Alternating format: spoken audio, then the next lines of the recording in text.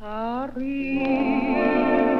chérie, mon beau Paris, c'est toujours toi que j'aime.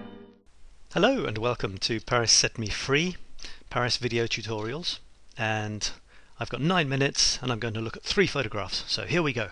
Here's the first one, and you'll see that it's rather dull. These are 3 photographs taken on my iPhone, by the way, so it's iPhone photo tutorials, and you see it's a bit dull. The iPhones, you can tap the screen on various bits to get it a bit brighter. So for example, if I tap on this, the dark blue of that on the screen, it'll actually lighten up, which is what happened here. If you look there, you see, or perhaps I tapped on his jacket there or something like that. So that's important. If it's too dark, tap on something dark and it'll make it lighter. On the other hand, if it's too light, coming across too light, tap on something that is almost white, like this bit, and it'll darken it down a bit, because what you see on the screen is pretty much what you get. Alright, so you can see the conditions. Look, here's a horizontal one. Pretty dull, with the weather not that bright, plus the camera.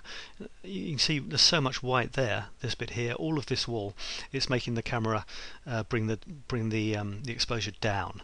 So I had to force it, as I just described, to make it brighter, and that's what I did.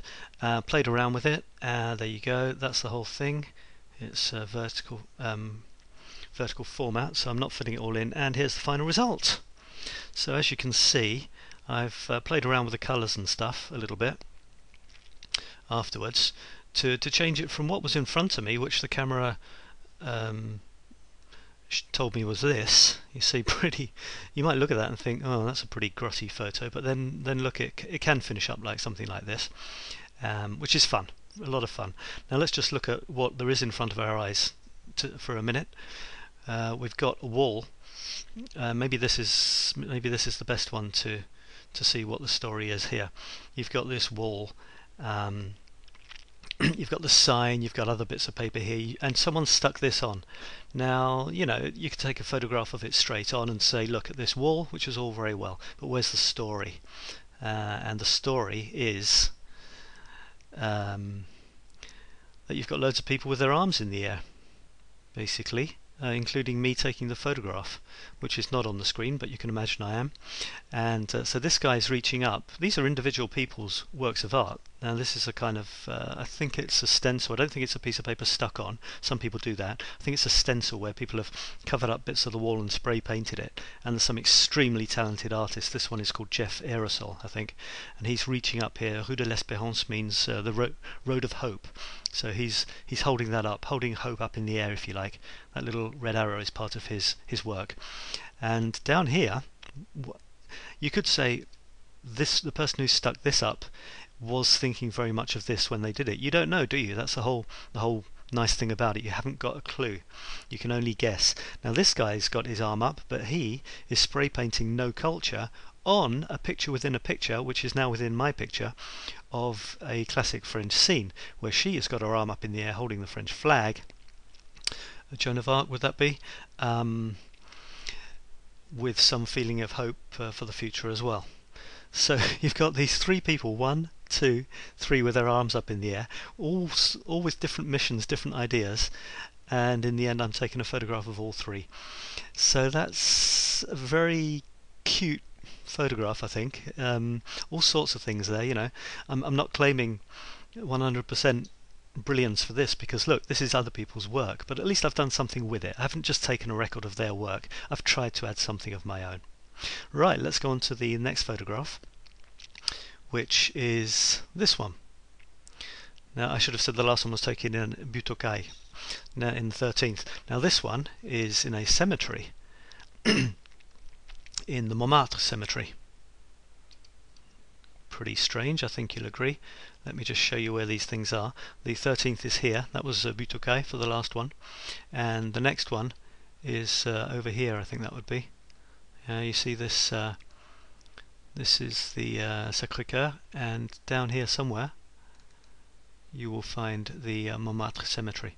There it is. Maybe one that you don't visit quite so much, but it's there nevertheless, and it's pretty cool.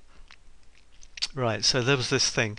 It's a football, but it's actually made out of marble. If you tap it, you get a sore fingers. And I had quite a few options of to play with for this. What I wanted to do, well, let me just show you a few of the ones I took.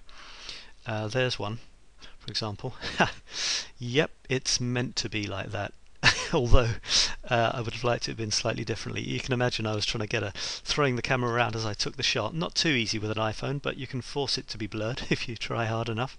I wanted it to look like the football was, being slamming into this like a goal or something. Yeah, didn't really work, or it didn't work the way I wanted it to. I had still ones as well, like this. That's probably the original. No, it isn't. Other ones. Now look, this is the one I finally used.